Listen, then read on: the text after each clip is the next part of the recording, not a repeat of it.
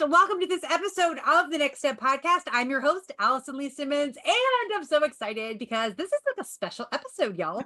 You're going to get a peek sort of behind the scenes, and I'm going to let Kris and Rebecca, my clients, kind of do a tell-all, the good, the bad, the ugly of working with a business manager, namely me, though they'll be nice. I'm sure they will. Kris and Rebecca, welcome to the podcast. Thanks for having us. Yeah, thanks for having us. It should be the good, the better, and the best. Not the Yes. good, the bad, and the ugly. Oh, no, I didn't even pay them to say that. That was so nice. You guys are so cute. So That's I'm true. just We going should to No, charge actually, you. we're We should paying- charge you. we're paying you to say that. you're paying me. A little bit of backstory about Kris and Rebecca. So their company is C&D Tools. They started it back in 2020. Y'all, they're the coolest couple in the world. They were literally in the Congo working as diplomats. And they're like, hey, we're going to have a party. And hey, we're going to make some drinks behind the bar. And hey, the shaker we're using sucks. And that moment inspired them to go all in on a American made, American steel shaker. Like, y'all are so inspiring. And so real quick, I'm just going to throw this back at you because I want you to talk a little bit about that, what it was that was like, we're going to start this business no matter what. I feel like we have to start telling the story the way you just told it. Yeah. Where do we begin? I think it wasn't nearly that neat and linear. I think so. The backstory is we had a cocktail party during COVID. I had looked online to try and find a decent shaker. I was looking to spend our shaker set. I was looking to spend anything between $250 to $450, a barware set that I would never have to buy again. Something that was high quality. I imagined it would have been easy to find a Boston shaker set made in America, but lo and behold, I didn't find that. Ended up buying one on Amazon. It came in and we used it for a party, and it was kind of a mess. It was one of the old cobbler shakers, so you put the little top on, you can filter your drinks. And once you started mixing with like egg whites or anything that was sweet and syrupy, it just became a complete mess that Rebecca was having to use making drinks. And so after that, we kind of talked about how awful that shaker was, and kind of asked ourselves like, well, man, why can't we find an American-made shaker? And so we set out online in our own tracks trying to figure out if there was a brand out there to buy one, and we never found it. And so we thought it'd be cool to try and make a shaker. And one of our colleagues of ours was always like, you guys are talking about starting a business. Why don't you guys do it? And we were like too dumb to realize how difficult it would be. So we proceeded on and created this business, and Rebecca learned CAD. I cold called 40 something companies from the Congo to try and convince these guys, or these like very awesome patriotic blue collar steel workers, to make a product really for hipsters. I mean, like, these guys didn't even think it could really be done or be sold, and we brought it to market. And that's kind of, that's a very neat way of describing an extremely messy process that was never a sure thing and never really organized. He just described 6 months of back and forth and hiring an engineer to tell us how you even make a steel cup from an engineering standpoint, and the amount of times we got, are you a Nigerian prince, and had to explain to these American companies why we were in the Congo. Yeah, that's a quick gloss over, and we can stop there, and then you can pick the parts you want to talk about. Well, I will come back and keep saying like how I was just blown away when I first met you guys. So this was way back when I was working for an agency, and you guys wanted a VA to help you launch a Kickstarter to launch a new product in your product line. And I was the very first interview you had, if I recall. And you guys were the very first client that I applied to work with. And it was like this magical moment where we were like, yes, this is amazing. This is going to work. And we did this Kickstarter launch, and then it kind of flopped, and it was play number one. And y'all kept working with me after that, and I don't really know why. I don't know if my booming personality is really what it must have been, but I kept working with you guys. I did some Instagram content, I did blog posts for you, and then I decided to go off on my own way. And I kind of, to a certain extent, I blame you. I stopped working as a VA because I was so inspired by my clients who were conquering the world. Like, we have this dream and we're going to do this thing, and y'all did it. And I was like, okay, I'm going to go do my thing. And that meant I had to like break up with you. It was sad, but we got you an intern. we were placed, right? I trained an intern for you and off I went. And months and months and months went by. We didn't talk. And then, Kris, I don't know if you remember this, but you sent me an email out of the blue and was like, Rebecca and I were thinking of you the other day. How are you doing? What's going on in your world? Like, we're just checking in. Do you remember that? And I responded back. Yeah, I think more than likely C&D was just struggling and we needed you back immediately. It's not one of us. No, it sounds like Kris. He would have been like, oh, I wonder how Allison's doing. Let me just send her a quick email. Well, I mean, I always thought you should start your own business. I'm like, you're so hyper organized and, you know, like you say, not bossy, aggressively helpful. And we just needed that. And so I think that you know, I was like, you should go off and start your own thing. You'd absolutely crush it. And so glad that you did. Selfishly. He's not getting paid for that either. No, that is it. Not a paid plug. But yeah, it was like your thing in the email when I was transparent back with you with like, I don't know which end is up. And you were like, yeah, sounds about right. Like that sounds about what it's like starting your own business. Whatever you do, above all else, launch. Like that was y'all's motto. And you gave it to me. I ended up launching a few months later and then we reconnected officially. And I was totally scared to pitch my new service to you guys because it was like 100 times bigger and more expensive, to be transparent, than what I had been doing for you before. And I was like, they're never going to go for this. Like, they're never going to go for this. And you did. And I was like, why do you want to work with me? Like, you're the coolest couple ever. You have the coolest business. You have the coolest jobs. You have the coolest everything. You want to work with little old me. And then we had our first meeting. And do y'all remember how many things were on our first agenda? Oh, yeah. But that was like an 1.5 hour long meeting, wasn't it? It was like 2 hours. Yeah, it was like a 20+ list agenda. And Rebecca, do you remember the Slack message you sent to me after the meeting? No, I don't. It literally said, Kris says, I think we hired you to be our boss. I didn't realize that was a Slack meeting. That was a Slack message that you sent me right after that meeting ended. And I screenshotted it and I was like, this is too funny. And that was when, after that, I bought the shirt that says, not bossy, just aggressively helpful. And it became my slogan. So y'all, I should pay you because you're part of my brand. Like, you're responsible for it. At least a promo code or a better discount for your services. Well, we are getting a discount. Yeah, no, but I feel like we've said that so many times out loud to people who have asked us, like, oh, how's C&D doing? Like, well, we basically hired ourselves a boss. So it's actually going really well right now. I mean, and people kind of give you this quizzical look like, well, you know, isn't the point of being an entrepreneur to be your own boss? But I do think, like, and not to compare us to Michael Jordan or the Bulls, but like everyone needs a coach, right? Regardless of how far you are along in business. And I think we'd reached a point where we'd had the little startup phase of C&D and it was getting, you know, it wasn't very easy to manage, especially while having full-time jobs. And so having you come on is just, I mean, I always say you're worth your weight in gold. I mean, literally, like you keep us on track.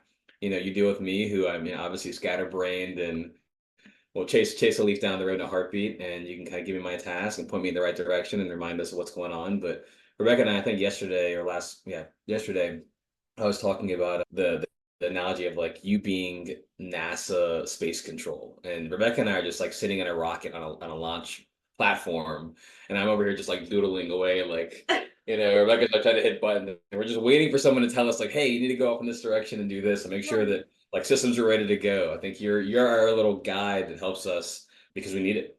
Yeah, and I think for Kris, it's an organizational thing, but for me, I feel like C&D started to feel like this big weight on our shoulders of like, I've got to make sure all of our taxes are done, and also all of the other things that come with, you know, manufacturing a steel product in the States and having a social media platform and running a website and all of it. Like, all of the nitty-gritty day-to-day stuff started to feel really heavy, like a job. And we were like, we didn't want to start this company to feel like we had another job. And so I feel like every meeting we have with you every week is like re-inspiration of like, oh, this is why we started it. This is the direction that we're going in. Allison has definitely reminded us that this can be really fun. Yeah. Yeah, I think it was just so important early on with D&D to like create like systematized processes, right? Like that's the one thing that we excelled in, I think, is like knowing where we need help and what someone can do to help us out and keep us focused, because I think that, as an entrepreneur, like you just get overwhelmed with tasks, right? And at some point you start growing and you don't really know where to focus, and you start chasing things that really aren't adding to the bottom line of business. But having someone or something that can kind of remind you of what you should be doing to affect whatever your bottom line is beyond crucial. And I think it's worth paying for once you get to a certain size and you can and pay for it. So let's talk about your bottom line. What differences has it made in what have you seen in your bottom line? Because that is ultimately what people want. Is this worth it, right? Is it going to make a difference? What's the bottom line change that you guys have seen since we started working together this time? I think we talked about it in July, that from June to July, I think we rehired you like for the full package, in the springtime.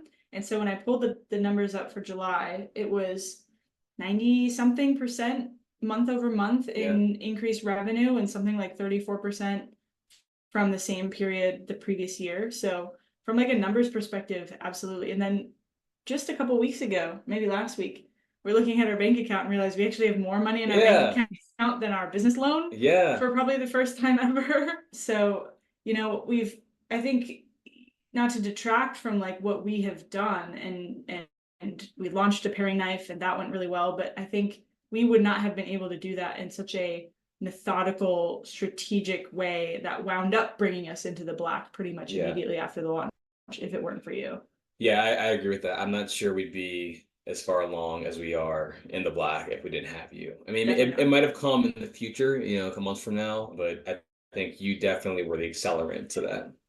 Awesome. Well, I'm glad you brought up the launch. Let me ask you a little bit about that. So the launch process, technically, we went through that Kickstarter launch, and we were all just reaching around in the dark. None of us knew what we were doing. But we did do a muddler launch last year, and then we did the knife launch this year. And comparatively, the launches they looked very different. They felt very different. For you, what do you think made the difference this year's launch versus last year's launch? If you could, just in general, not necessarily because of me, but like, what was the difference in the experience? Well, no, because last year you were just doing our social media, and this year you've got your fingers in all of the strategy and like tactical execution of stuff. So I felt like last year we kind of like, things happened to us during the launch, and it went okay, but I think everything felt a little bit like we were solving problems instead of anticipating them. And I feel like this paring knife launch, like everything was we know that this newsletter is going out, the waiting list is starting, the website is up, like everything was kind of pre-scheduled, preordained, nothing felt rushed. Yeah, it was a very, very methodical, phased approach to something that could be fairly difficult to do. And I think our Kickstarter campaign, looking at that to how the muddler and the knife launch went, I mean, it's just night and day. And I think what happens with the launch is you end up either A, having stuff catch you off guard, or B, being late on stuff. And I think that you just kind of took away a lot of the stress for what can be a stressful time. Yeah. Yeah. My goal is to take things off your plate, right? Not put them on. But I think it's really funny because shy of this morning's meeting where we were like, we don't have a lot to talk about today. But I feel like during that knife launch, and I actually loved it. I would show up with my agenda and you guys would be like, all right, let's do it. And what I love to see is that this time around, you guys are literally on a second computer getting things done as I'm assigning those things to you in a task list on Trello. And Rebecca's like, it's done. I sent the email. Kris is like, I did the text. And I'm like, boom, check. I just typed it, check. And so what I think is really cool is that despite the fact that you hated Trello to begin with and you resisted it, right? Now it's become the fourth member of the team, our little Trello board, you know what I mean? And so I'm just curious as to when it comes to Trello, and I will always remember that, Kris, you were like, I've got this other company I'm working for. They need Trello. I'm trying to get them on Trello. And I was like, done my job.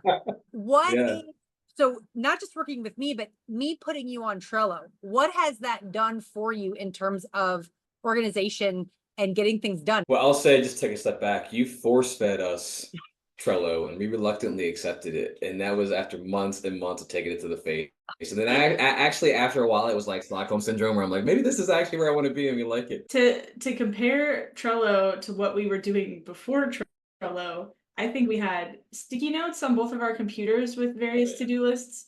We have a whiteboard, an actual physical whiteboard that I'm looking at right now, and a program called Evernote, which is literally just for taking notes. We had like a running to-do list, and things would just get bumped down and down and down.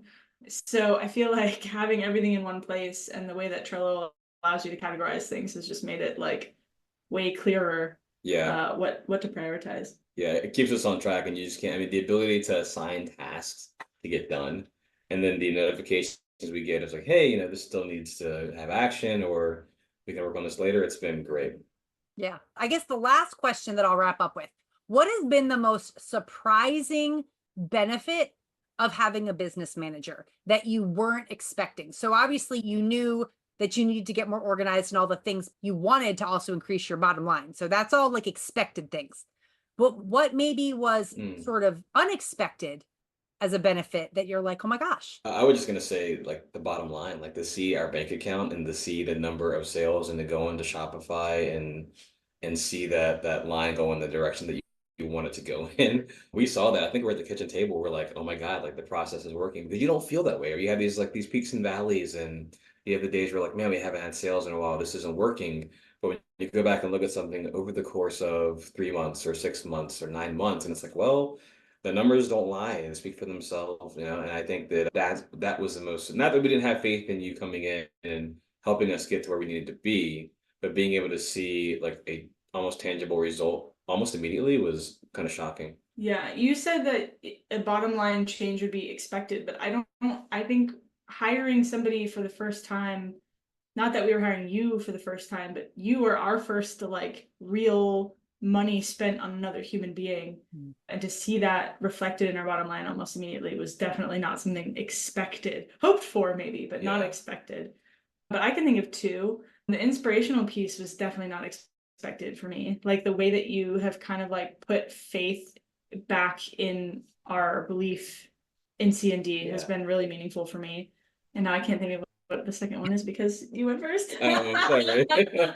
Sorry. It happens. What would you say to somebody who was considering hiring a business manager but was worried about the investment? Yeah, I think if you look at your business and you can quantify like what your time is worth, and having a trusted partner with someone that like we could go on vacation for the next 5 days and know that like you were essentially running C&D, whether it be interfacing with customers, doing stuff on social media, making sure that our numbers are still where they need to be. You're the third co-founder of C&D, and you're such an integral part of the business that we can step away, and I don't know what that says about us. So we can step away and you can still run it. Means you invested in the right person. Yeah, exactly. It's an awesome peace of mind to have, and again, it's worth every single penny. I remember the thing I was gonna say. I was really surprised at how well or like how much you were able to delegate. Like we hired you, but you have then built this team around yourself that is also augmenting us, and that was definitely a surprise. Like when we hired you, we thought we were getting just you, but we've also gotten like a new person for advertising, and we've gotten someone for podcasts, and like all of this like delegation that goes on in the background. Like it's really been cool to watch you build a team. Yeah. Awesome. Well, thank you for coming on the podcast and sharing your time with me today. I know that, y'all are busy people because you got a lot going on, but I just wanted to kind of share with people what it's like to actually work with a business manager. They always ask, what does it look like? And I'm like, oh, I'm not a VA. I'm not a coach. I'm like this unicorn that kind of lives in the middle, and I sprinkle fairy dust and, things happen, but it's hard to explain what that looks like. So thank you for sort of sharing that from your perspective, because I swear every client I have has a different view of what I'm getting done for them. And so it's kind of just cool to hear you. Yeah. I think it's hard because the term business manager sounds so official and kind of intimidating. And I feel like while you're certainly the business manager of C&D, it's like you're a team member, like you definitely help drive things, but I think maybe business manager is just a term that people say like, oh my God, I'm hiring this person to like run the business and it's gonna be so expensive. And yeah, for us, it's not that. It's been so seamless. Like even the down to the voice, like you have captured the voice of C&D after reading through and kind of like, I don't know, absorbing everything that Kris has written and our story and everything, and not just like been able to imitate that, but expand on it and like push our story and our brand, identity out there so much further. Yeah, great. I keep joking, listeners, you should know I tease Kris and Rebecca all the time that I could literally go any direction I want with their business on social media. And not only would they not be able to stop me, they wouldn't even know I did it for like a month or two because they don't even. Oh yeah. Actually, I don't know how many times I've been, Rebecca and I've been part of something and she texts me and she says, "Hey, you should go check out Instagram right now." And I'm like, shoot. Like, what is what is Allison posted? And then I go and then it's, my ugly mug doing some short, Instagram skit. Oh, it is my job to keep you humble by putting in this affiliated reels. Definitely that. Yeah. Oh my gosh. Well, I just again want to just thank you guys for taking a chance on me, I guess, the first time, but then investing in me the second time, because it has been such a joy to work with you guys. I absolutely love it. Thank you, everybody, for listening today. If you want to learn more about business management and strategy implementation services, go ahead and book a call and let's see how I can help you expand your business. And if you want to learn about cocktail shakers, you can come to cdtoolsusa.com to see the best American-made cocktail shaker on the market. Also the only one. Yeah. What are we paying you for? Right. All right. Y'all have a good one. All right. All right. Bye.